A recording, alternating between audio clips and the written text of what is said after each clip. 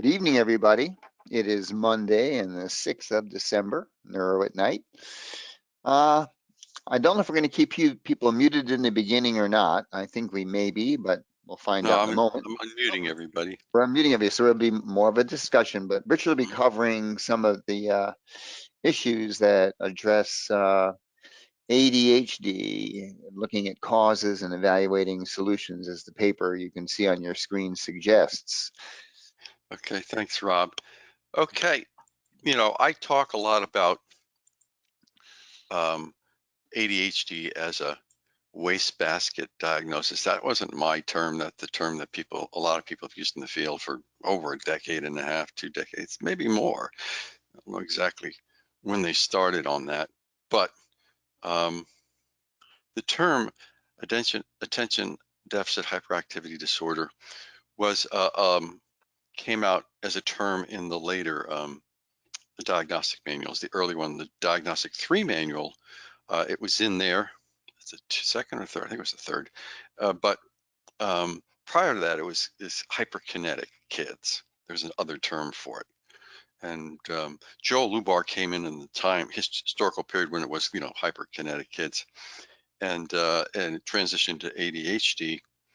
And he noted that a lot of these kids had a lot of theta. Now, they had really limited single channel amplifiers back in those days, and then eventually around mid 90s they started making available NX Link. It was very expensive database system, but you could purchase that if you had some deep pockets. There are only 60 of them sold, and those allowed us to see a lot more variation in ADHD. And that's when the people at New York Medical University, over there was Roy John, Bob Thatcher, and David Cantor and others, but those are the ones that are most involved in our field now. And they were all involved in developing databases and helping Roy John get his going and marketing it. So, and Thatcher developed his own eventually. And I'm not sure the temporal sequence, whether he was starting on that already or not, but at any rate, that's when Chabot and others started looking at brain mapping and going like, wow, there's like these kids who are diagnosed as ADHD by the diagnostic manual. We go and we look at the maps, and Chabot said, well, there's like 7 subtypes. In other words, the maps didn't all look the same. And then we had SPECT scan analysis, which started to be used for the same purpose. And the person who was really doing a lot of the SPECT work, Daniel Amen, proposed that he saw 6 subtypes. But those 6 subtypes, that looks more like at blood flow, which is kind of what the NuMind maps are sort of looking at, but not exactly. So there's a real difference in how the SPECT scans appear and the EEG appear, and you have to make a translation there to make sense of it all. But Joe Lubar kind of fell in line with that, and in his in the first book really written for neurofeedback, Quantitative EEG and Neurofeedback by Evans and Barbanel, Joel proposed in his chapter that there were 5, probably 6 subtypes, but that creates a problem because that means it's not a unitary manifestation.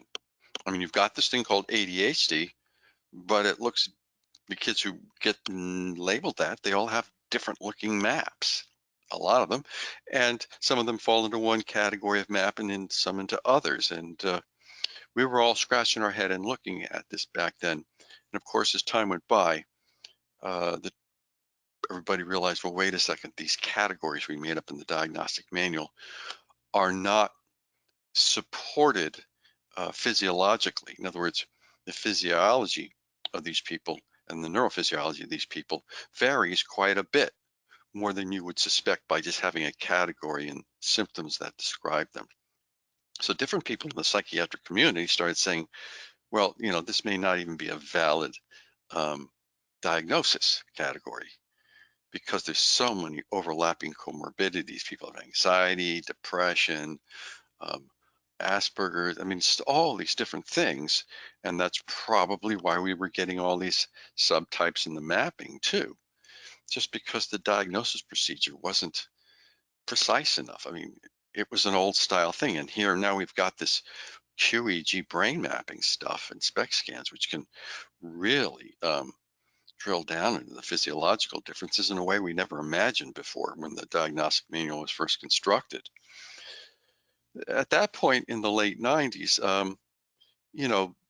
the neurology community, psychiatric community, all of them were very intimidated by this technology, and there was a lot of disagreement and fights about it. And you can read about it in a lot of the books on neurofeedback, and many you probably already have. But you've also seen me do presentations. I'd say a couple of months ago, I did a presentation on when somebody has a problem, you have to look at not just the QEEG, but their physiology, their family system, their diet, and all these other things if you want to address it. And I say these things, and I've even done presentations on ADHD and how it's confused with anxiety and depression, and those are up on the New Mind YouTube channel. So you can go up there and look at at some of those videos about ADHD, and it'll show you the brain maps, the raw EEG, and the assessments used, and how the assessments show that there's this big difference in all these people who supposedly have ADHD. And then we had Jay Gunkelman, who came along and said, okay, there seems to be phenotypes, some basically maybe 5 phenotypes. And they were looking at phenotypes of attention deficit. And if you read the research by Martin Arns, he was kind of a fan of the phenotype model. And I don't know exactly where he is now, but I think he's still there. Last thing I saw was 2020. It looked like we're still on that. And I think we'll go over that research sometimes soon too, because he did some wonderful research and articles on it. And we can look at it and chat about what we're seeing. But just so you get the idea that, I'm just not pulling together really far-flung research or anything like this. This is a wonderful article by Luis Nunez-Jaramillo and et al. Andrea Herrera-Solis and Wendy Veronica Herrera-Morales.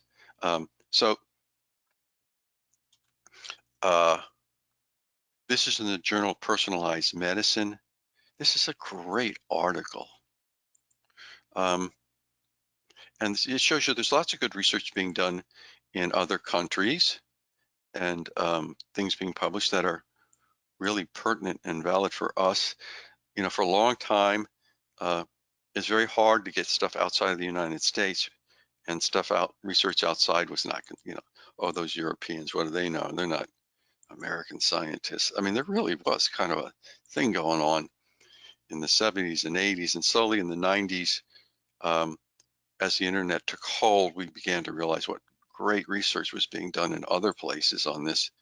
And it came to our attention that the Russians had done more research on neurofeedback than the Americans by a long shot, and long before they ever did it.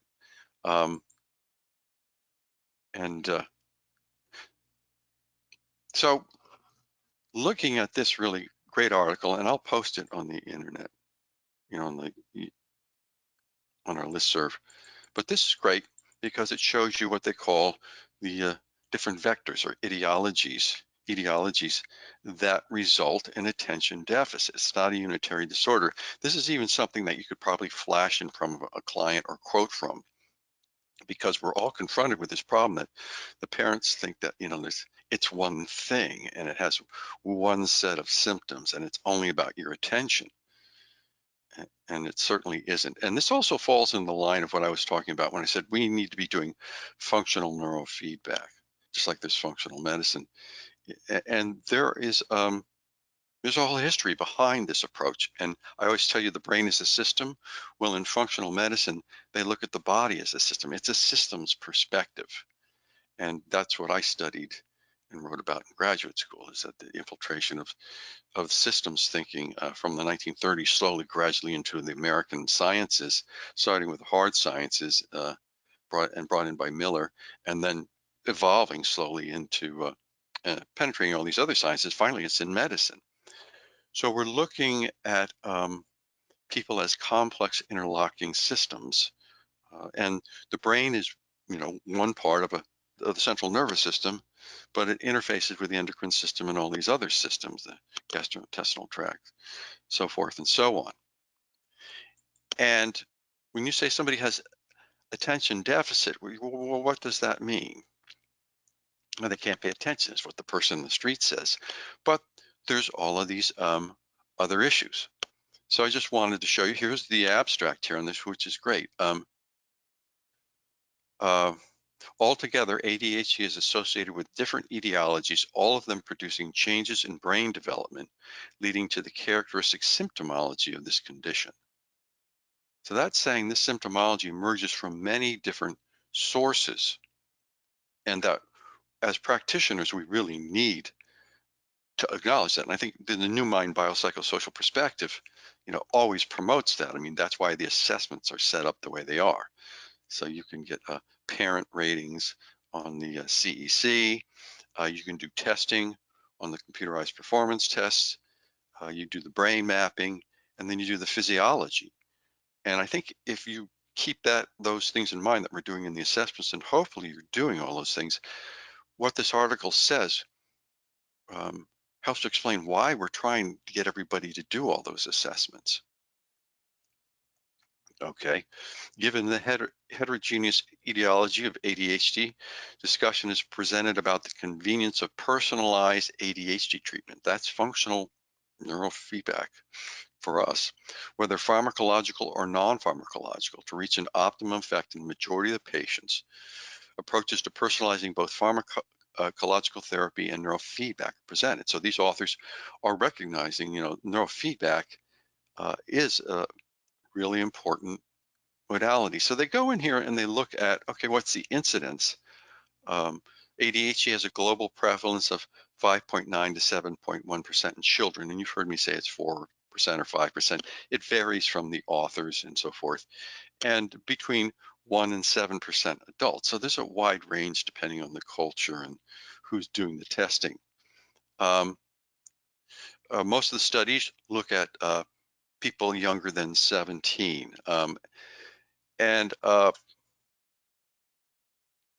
What was interesting in this statement is that ADHD symptoms in the adult age continue on in 76% of the diagnosed patients. So, 75%, 76% of the people diagnosed as children will continue to have this diagnosis.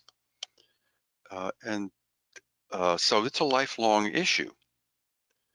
It says, as for any other condition affecting brain function, in order to find an adequate treatment for ADHD, it's important to first understand its physiological basis. So there's a physiology behind it. As with other NDDs, and the cause of ADHD are aberrant natural development, affecting neurogenesis, synaptic genesis, myelination, and neuronal and glial proliferation and migration. Even though symptoms begin to appear in childhood, neuronal development is affected from early embryogenesis. So it's a developmental disorder, and it occurs over time, generally. And there's a lot of different factors. So let's kind of look at what they're saying here. Environmental factors associated with ADHD. Premature birth is an important risk factor. So you should be asking your clients, was this a premature birth? You should also ask if it was cesarean too, because that profoundly deprives the microbiome and will lead to a lot of issues like ADHD and autism and Asperger's and so forth. It occurs 2 to 4 times more frequently in babies born with low weight. Okay.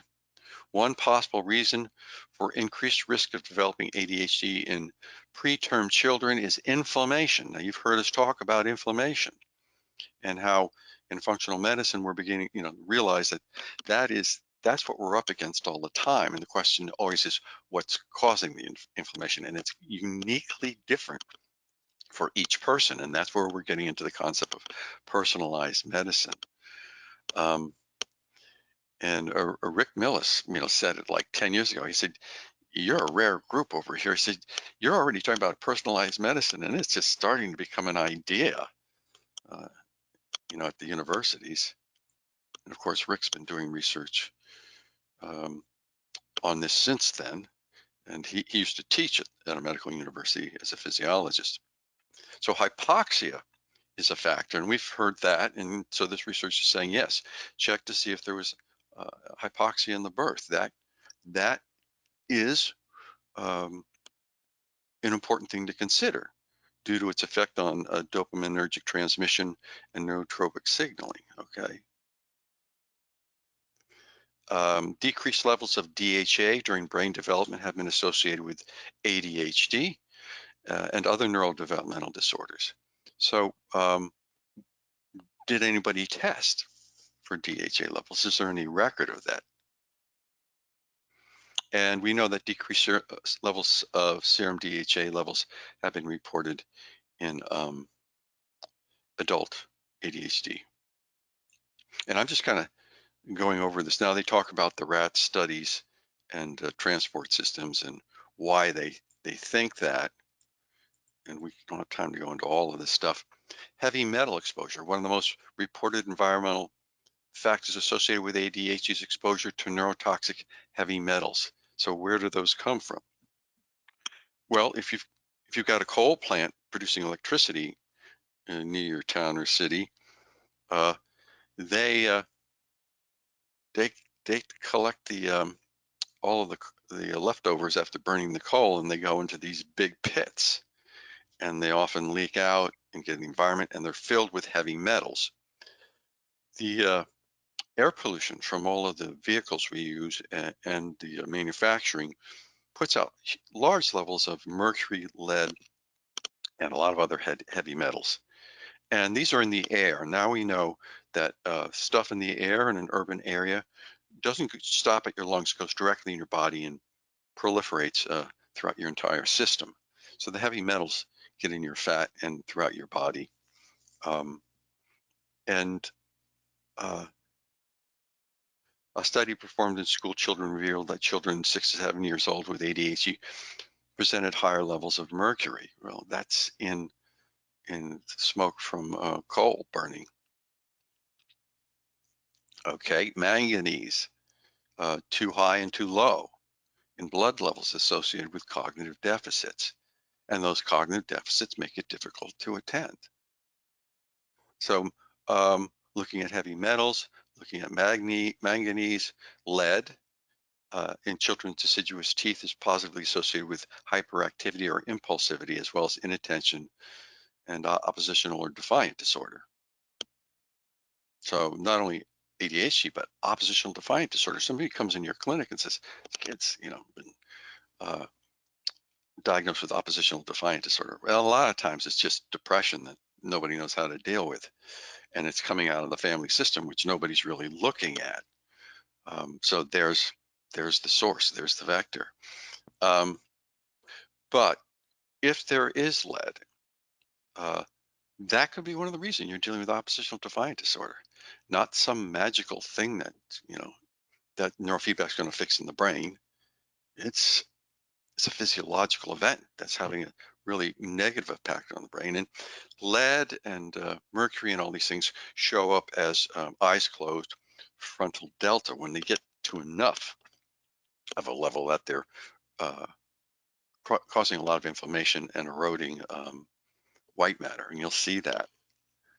So that says right there that elevated delta has to be a component of what we're calling ADHD with this particular etiology. So think about that. Same thing with oppositional defiant disorder. This is why we say, well, you should get, blood tests that look at these different things and hair analysis. And the blood tests tell you the blood levels, but if there's not a recent wave, the factory shuts down for a while or something and the pollution dies down, or you have COVID and the cars stop rolling on the road down your highway, which your house is nearby, your blood levels may not be high, but what happened in the past will show up in your hair. And that's what we do, hair analysis. So hair analysis is important and it's valid and it's being used by functional medicine specialists across the country, really high-end experts. So we need both.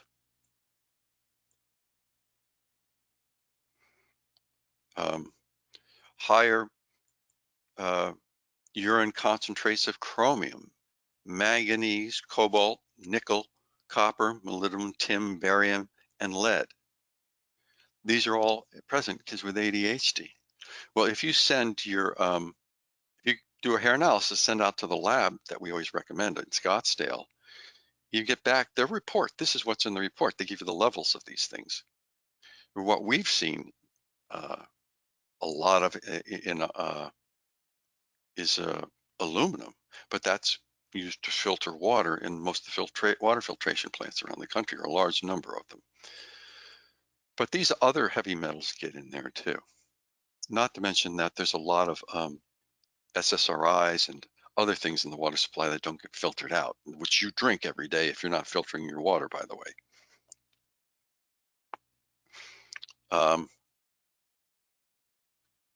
So this talks about the profile of what we're seeing in children in terms of variations in metal toxicity or deficits sometimes even, that those can cause problems with it, cognitive function as well. The importance of, it's why it's great if you're working with a functional medicine doctor, a really good savvy naturopath, alongside of their regular doctor, because pediatrician or whoever, this really gets into, these people get into more of the details that's often important, including organic acid tests, which can tell you a lot of stuff if you're a good functional medicine doc that you normally wouldn't think of as being one of the contributors to ADHD. Sleep disorders. Now you heard me talk about sleep, right? So they're going down the same list that I've talked about, that Rob and I and others and everybody here have discovered over the years from all the readings and from working with all the clients. So none of this should be a big surprise. For example, a very tired child might become hyperactive, while in a sleepy adult in a condition where it's not possible to sleep, for example, the externalizing behavior will help them to remain awake. Thus, both the core ADHD symptoms can be produced by sleep deprivation. How often do you think of hyperactivity as being a consequence of sleep deprivation in children? That goes along with the same question. How often do you think of depression as being possibly the cause of hyperactivity? One's psychological and one's physiological, and they both can cause depression. And if you have enough anxiety long enough and it destroys your sleep enough, you will become depressed from pro-inflammatory response activities in the brain. So right here, he's saying, looking at the research, we see sleep is critical. Among the sleep disorders found in ADHD, parents are delayed sleep phase disorders, insomnia, sleep disordered breathing. A lot of the kids have breathing issues, just like adults. Increased motor activity during the night. That's when the kids are flopping around all the time. That's why it's great to use some kind of biometric device that you put on the wrist to measure their sleep quality, or one of those items Rob has mentioned that you can put on the table next to their bed, because a lot of the kids don't like stuff on the wrist, particularly if they're autistic or have Asperger's, and you can track, how much they're moving. Periodic limb movement, restless legs, increased sleep onset latency and shorter sleep time, night awakenings, narcolepsy, and parasomnia. There's over 80 parasomnias. All of these will create a problem with focus and attention and cognitive processing. To Delayed sleep phase disorders were the most frequently found, being present in 73 to 78% of ADHD children. That's the majority. So odds are, if they come in your office, they probably have a sleep problem if they're being labeled that with that ADHD. And of course, the solution is always, we'll just give them methylphenidate or one of the isomers or something similar. But you're just putting a Band-Aid on the symptom.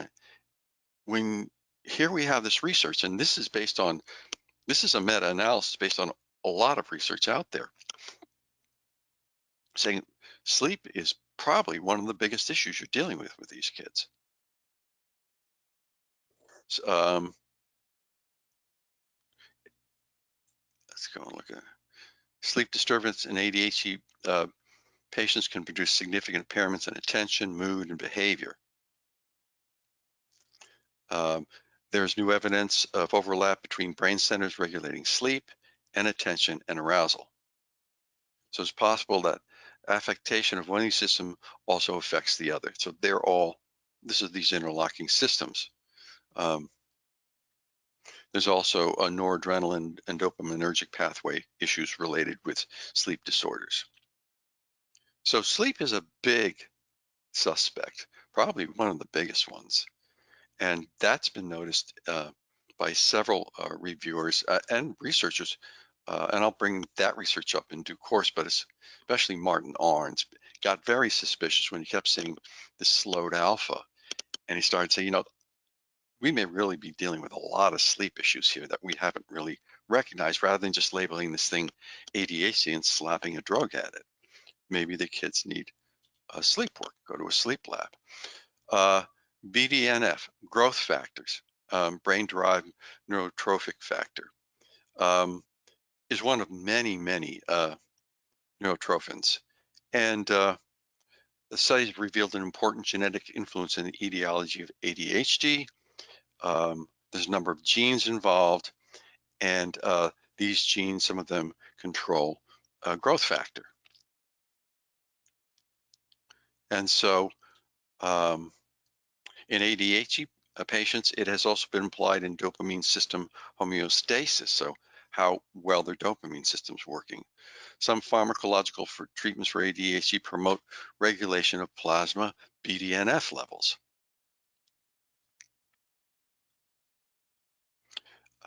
And children who are not getting enough growth factor, that means their brains don't develop as fast or as much as if they are getting it. So there's some interesting statements here. One was interesting. And a recent study revealed that methylphenidate treatment produces an increase in serum BDNF in boys with ADHD. It's not permanent, it's only there when you give them the drug, but it does, that's one of its effects. Recently published meta-analysis in company studies comparing BDNF levels in ADHD patients without any other comorbidity found no overall difference between ADHD patients and controls. However, when analyzing males and females separately, they found significantly higher levels of plasma BDNF in males with ADHD than in control males, while no difference was found between females with and without ADHD. So the reason I've got this in blue is because this is a classic thing that happens in research. A meta-analysis, okay, is what they're looking at here. They found no overall difference. However, when analyzing males and females separately, they found significantly higher levels of BDNF in males than with ADHD than in control males. So when you break down these big meta-analyses and start looking at their components, sometimes you find stuff that the meta-analysis misses. This is particularly true with correlational studies. You get all these correlational studies. They're not the same as experimental studies, like sitting kids down and looking at the P300 research that's been done with them in labs. That gives you different perspective than a large correlation correlational analysis. And this all goes in to look at the different polymorphisms, the SNPs, the SNPs, they call them, that are associated with ADHD, and here they're listed here. So you could theoretically do a genetic testing, 23andMe and stuff like that, and there's even better ones around now, and look for the genetic polymorphisms and see, does this child have a polymorphism for MTHFR, and that's problem producing neurotransmitters and vitamin B? Do they have a polymorphism for growth factor? Do they have a problem producing that? So those are things that we can do, that anybody can do. You can do that at home, technically, if you knew enough, but most parents don't have a clue. The dopaminergic system is associated with ADHD problems with it. One of the most studied molecules of the dopaminergic system in relation to ADHD is DAT, a molecule responsible for dopamine reuptake and the main target of two commonly used pharmacological treatments for ADHD, methylphenidate and amphetamines, because they impact the dopamine system. Genetic studies support the importance of the neurotransmission system for ADHD. In humans, ADHD patients present lower DAT availability in the basal ganglia, caudate nucleus, and putamen. That's C3, C4, and just in front of that area 9. And those are all inputs to the basal ganglia. And when you're training with neurofeedback, you're putting demand on the neurons and the astrocytes, and they try to comply. If they have the resources, they'll upregulate things, and the dopamine, but they may not have, because if they have a genetic polymorphism, they may not be able to access it. Plus, if there's heavy metals or other things going on like that, they may not be able to generate, the level of neurotransmitter they need to function properly. Any comments so far on what we've talked about?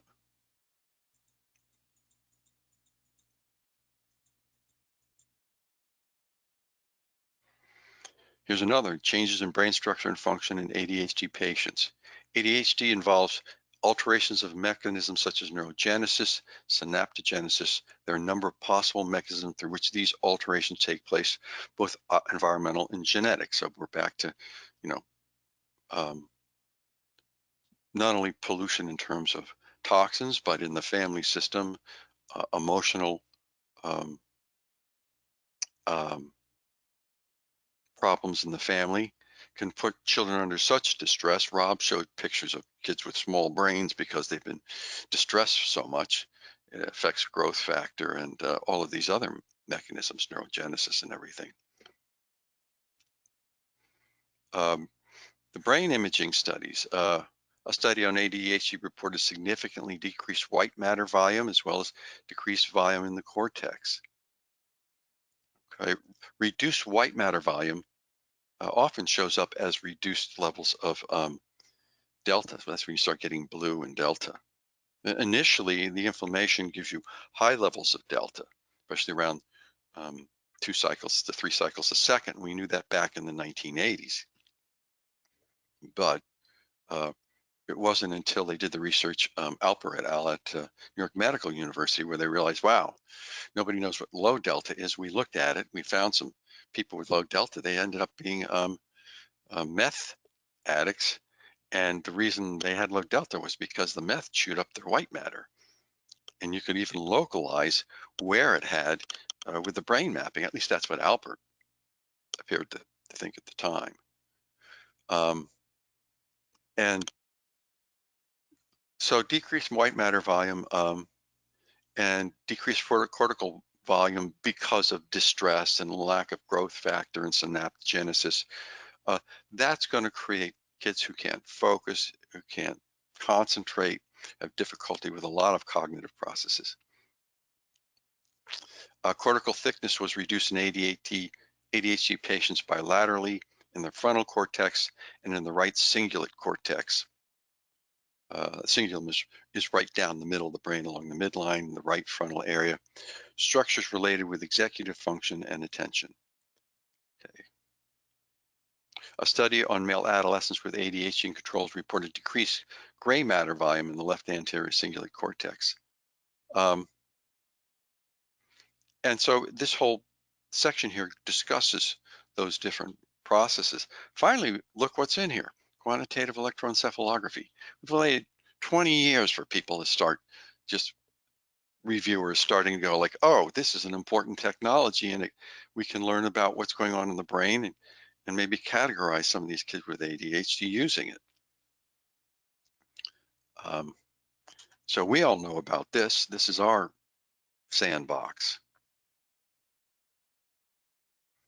And they note that a review of the subject published in 2012 addressed the main associations between brain activity and ADHD, including increased frontocentral theta activity. Actually, when I ran the stats with NewMind, that's not associated with inattention. Frontal theta statistically is much, by a large measure, more strongly associated with lack of impulse control. But think about it, if you're impulsive, it's gonna be hard for you to attend. So we have to kind of make those distinctions, what frequency is associated with what symptom of ADHD as well. The delta is showing you inflammation and maybe chronic sleep deprivation or exposure to other toxins, whereas the frontal theta is going to be more talking about impulsivity problems. That could be as a consequence of a lack of growth factor or birth trauma. And a lot of times birth trauma is reported as resulting in elevated frontal theta in children. And so it goes down here and discusses all of that. And they talk about what are some of the therapeutic approaches. Well, pharmacological and methylphenidate, we know all about that. Another substance, I don't even know how to pronounce it. Feel free to jump in.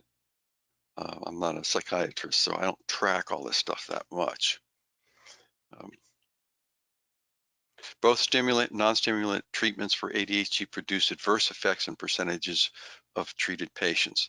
The main adverse effects found for these drugs of patients are decreased appetite, nausea, headache, insomnia, nasopharyngitis, dizziness, abdominal pain, irritability,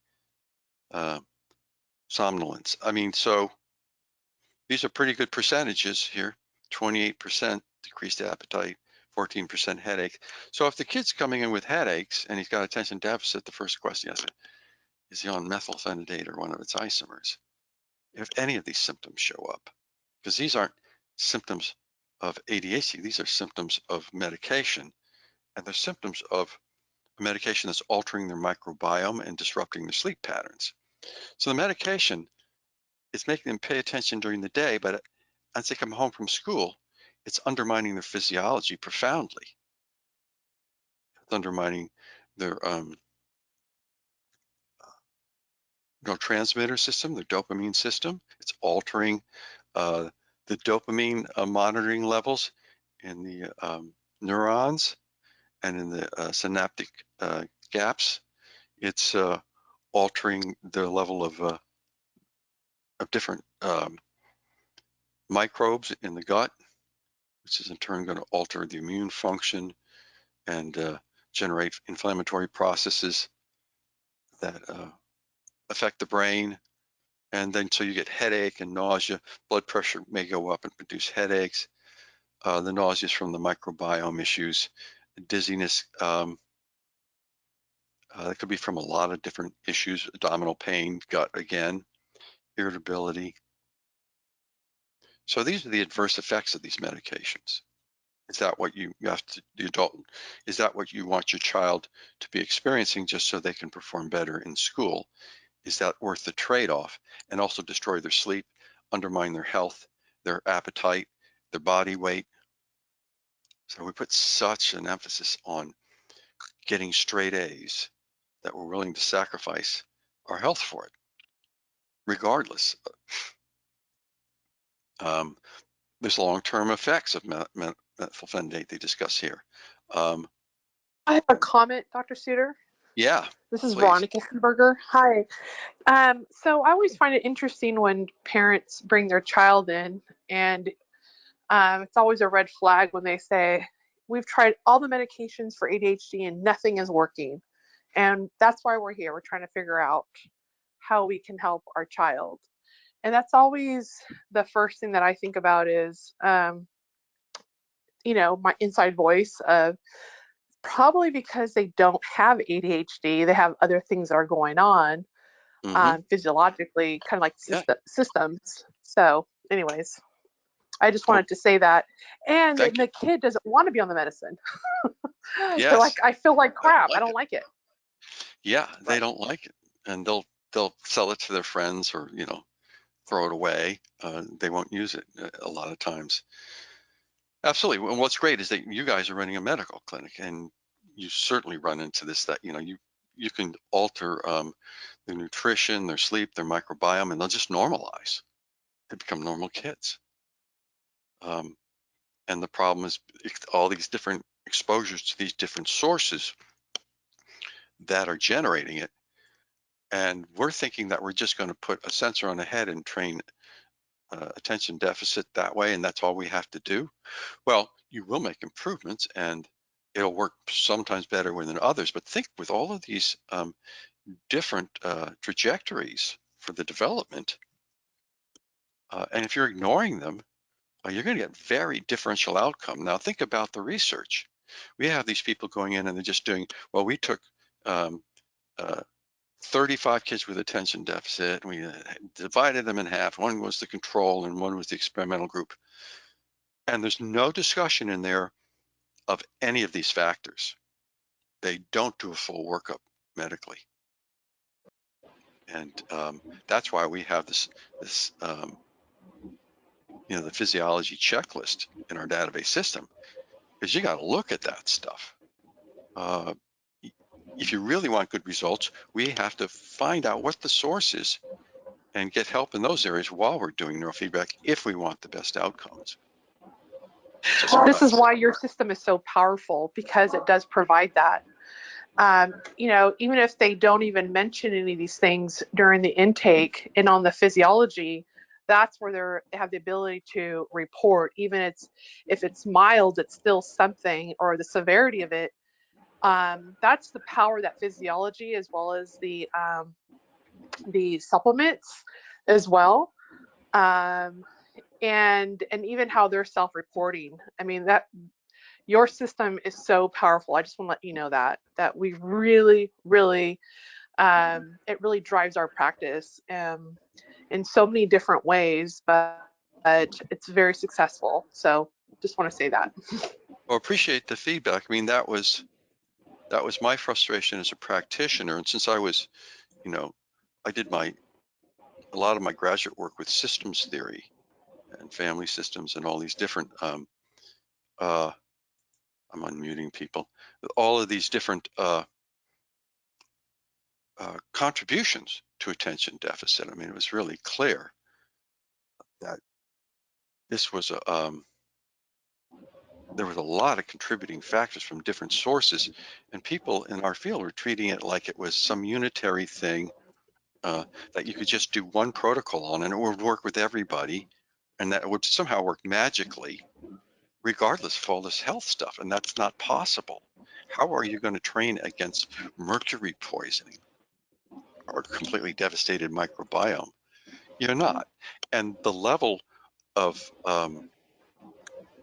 of toxins from any of these sources, that level of toxin is vary tremendously in where it's in the body and what kind of toxin and how it's getting into the brain. And how could you have just one protocol that would get everybody good? I mean, it just doesn't make any sense. So that's when I abandoned this idea back in the early 2000s. Everybody saying, well, we need to train the whole brain, all locations at once, and do it statistically, and we need to we need a bigger gun and a heavier gun and a more expensive gun, and we're going to get this thing because somehow magically neurofeedback can fix everything. It's like, that's like a fantasy. Why would it? I mean, where's the research? Where's the mechanism of action? That's why all these other fields around us were saying, you guys are behaving silly. It doesn't make any sense, and it didn't. But if you're just trained in psychology and nothing else, you may never think about the fact that somebody might not be able to an adult might not be able to pay attention because their thyroid is off and that they're depressed, and that's what's going on. Dr. Suter, let me just bring up a point. Having been a PE teacher in elementary school for 4th, 5th, and 6th graders, and reading some of the research and listening to John Rady talk about the lack of physical activity with young children, that we're really just programming them for, 2D learning. They're sitting, and they maybe go out for 10 minutes of recess. And there are a lot of programs that have been pulled away of physical activity, and all the research, especially that John Rady is just a champion of that. He actually had Nike contribute money to his programs. And I just think it's a travesty that we have so little physical activity built into the school day. Oh, it is. It's caused us so much trouble. It's going back to thing. They got to get straight A's, and we're going to sacrifice exercise and physical health. There's this, the decade of the brain was the decade of forgetting about the body in a lot of ways, and there's no way you can separate them. Richard, it's Mario. Yeah. Hey, Mario. Yeah, hi. I also wanted to chime in on several factors. One is that the DSM years ago used to say that if there was a medical condition that existed prior to, you couldn't diagnose ADHD. And Yes. the forensics, I got that a lot years ago. I don't know if the DSM-5 does that, but the other thing is that there is a tremendous amount of undiagnosed head injury and Yes, I'm blue getting screen, there. blue screen, addictive Yep. programming, all those kinds of things that rarely get assessed in full magnitude. And I see it all the time. I've seen kids that come into the clinic when the parents get really serious about the blue screen and the computers and all that kind of stuff. All of a sudden, the neuro takes off, and I look like a genius or something, but all it was they were reducing the addictive effects of the screen time and the damage from the screen. Yeah, there's a lot of good, simple things you can do that really alter things profoundly, and the parents don't have they don't even imagine that would do it. I mean, I don't even know, right? But it's the perfect babysitter. Yeah, so it's, here they've got in some of the solutions, behavioral parenting training. You've heard me just say that is one of the most important things because you're addressing the family system. And a lot of the times, this stuff that, just like Mario was talking about, is stuff that's allowed to occur in the family, including emotional abuse and or emotional deprivation, toxic stress, exposure to poor foods, insufficient diet. Location, all of this goes back to parenting, and behavioral therapy for the child can help as well too. So that with attention deficit comes the burden of other issues. They even promote mindfulness here at one point in this article, but they said it works better with adults, which makes perfect sense. So neurofeedback, I think, is better for kids, but if you can get an adult to do meditation, it will enhance their attentional skills tremendously. Several articles address use of neurofeedback in ADHD patients. The results have been mixed and numerous. Meta-analyses have been published on the subject. The conclusion of these meta-analyses have been mixed. So this is a part of the article you don't want to show your clients because they don't understand science, most of them, to understand what that even means. The meta-analyses don't agree. I've got them. A lot of you must have them. You read them and one says, well, it's efficacious. The other one says, probably not efficacious. And they all analyze all in. There's hundreds of articles out on neurofeedback now. And they don't come to the same, any grand conclusion, because the meta-analysis is looking at all these different pieces of research with all these different shortcomings. And they're treating them as if they're all consistent high quality levels of research that take things into account. Many of the authors I've read have said, you know, one of the big problems, and I think this author and some others presented, is that the people doing the research are not asking the clinicians who have, you know, years of experience enough about how to properly do neurofeedback and what to expect. Plus, a lot of these researchers are not, like I said, paying any attention to any of these factors that this author is showing. They aren't measuring them or reporting them. So how can all these different people not taking these confounds, research confounds, be producing consistent replications? And it's really, in a sense, it's quite random and sloppy. So when you do a meta-analysis, you know, depending on which group of researchers you pick, you're gonna get completely different outcomes. So the meta-analyses are really not that useful. And yet, if you don't know research, you might think they are. You know, they're very weak. It's like correlational studies, you know, in medicine. They're terrible. I mean, they can be of use in guiding research, but you don't want to use them to guide treatment. And so probiotics, amino acids, micronutrients, herbal supplementation, I'm not as big on that, but there's other non-pharmacological approaches which should be used, and we know that. And he doesn't get into, you know, the level of that the functional medicine doctors do. A lot of the functional medicine doctors are amazed that they treat symptoms for other things, and the symptoms of attention deficit go away because it was based on the gut or heavy metals or all these other things. Since the etiology of ADHD could be very different from patient to patient, the precise nature of physiological changes underlying the clinical manifestations for ADHD in each case could be slightly different, affecting the effectiveness of chosen treatment and possibly explaining the variation in the effect of the same treatment on different patients. This is a much tougher thing to get at than drugs. Drugs are very coercive. They force the physiology in spite of its shortcomings. And that's why you get all the side effects. Neurofeedback doesn't do that. So you can't research it the same way you research a drug. I mean, from a scientific point of view, a lot of what's going on, it doesn't make any sense scientifically. And you wonder, what are these people really thinking about what they're doing in these research projects? Most of the reports on the use of neurofeedback for ADHD use standardized protocol, either equal for all participants or adapted to each patient after QEEG analysis.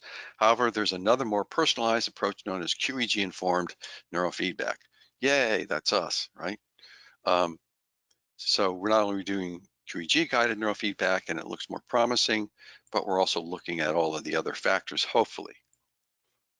Then the author gets into a long discussion and conclusions.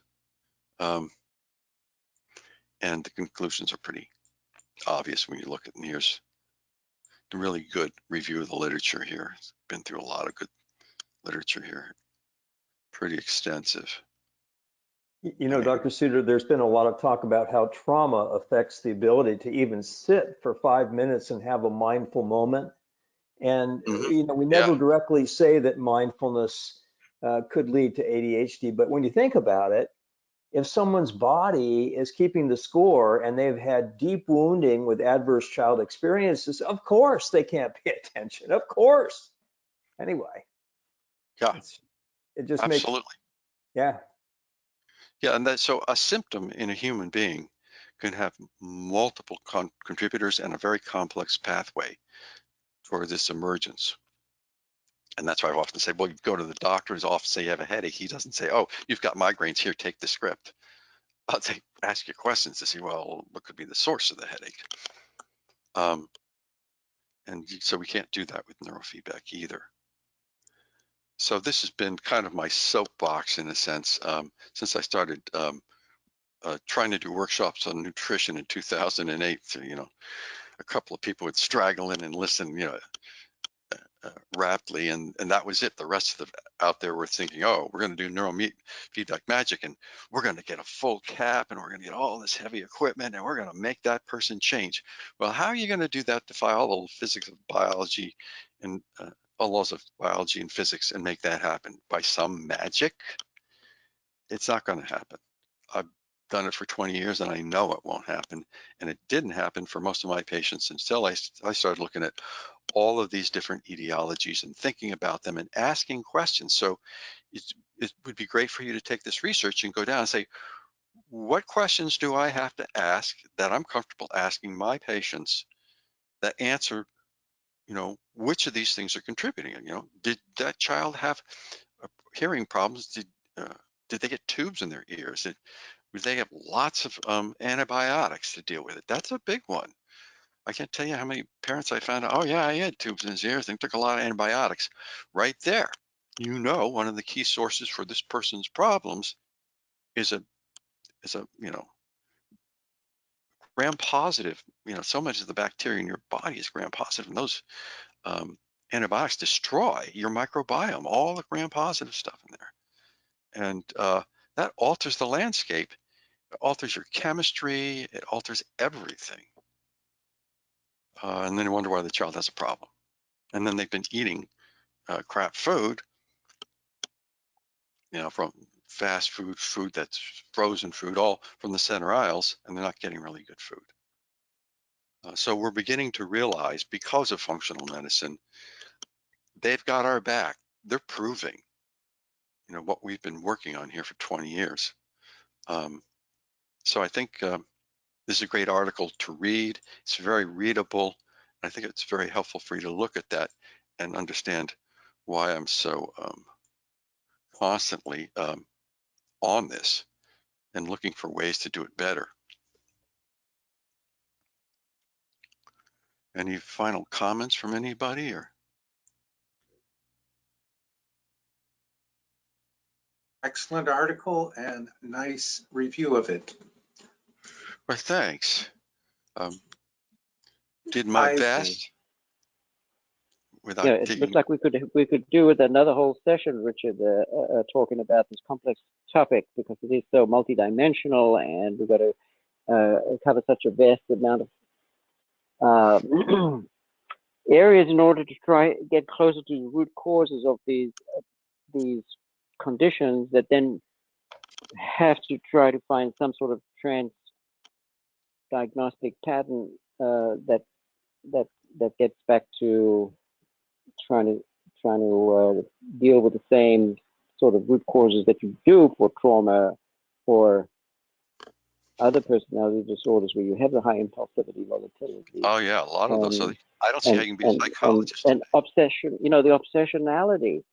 So when we have more time, I'd like to hear your thoughts about why people with ADD also have, this over attention.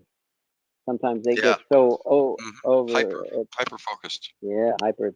That's right. That's a whole interesting topic in itself. It is. Yeah. And that's discussed. I mean, there is so much literature out now. It's I'm having trouble just keeping up with it, and that's practically a full-time job now.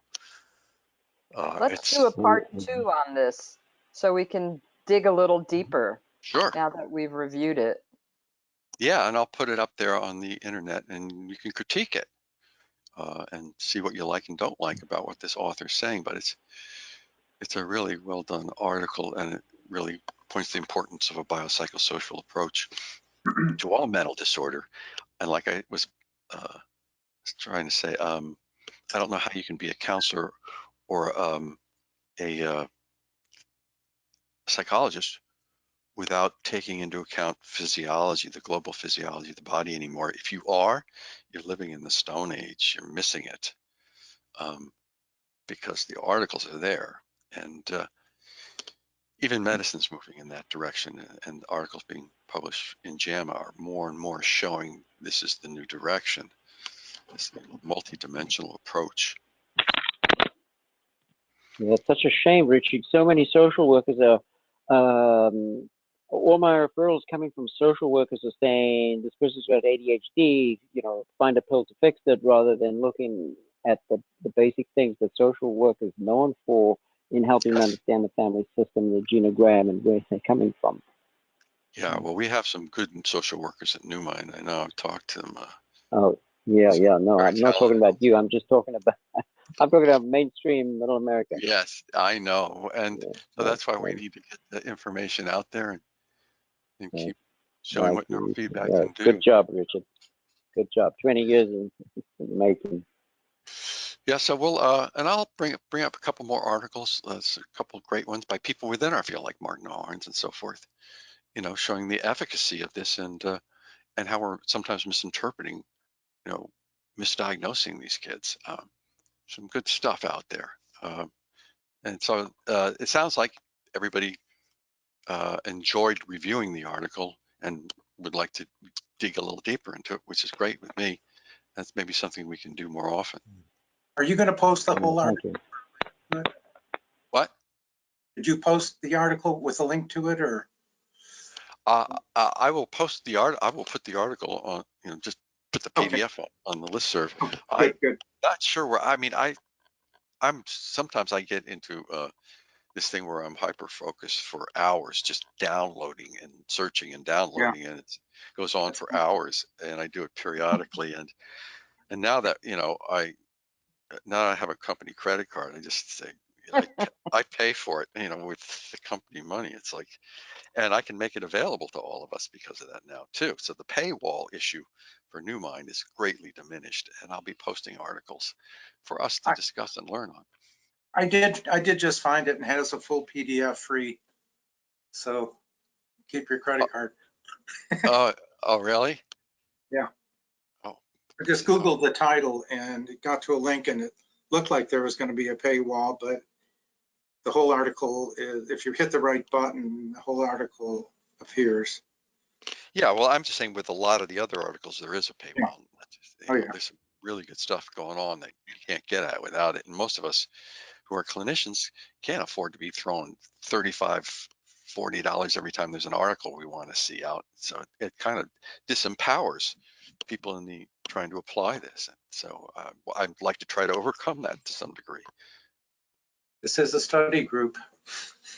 Yeah, partly it is. It is. That's what that's what the Lunch and Learns of Neuro Night's about.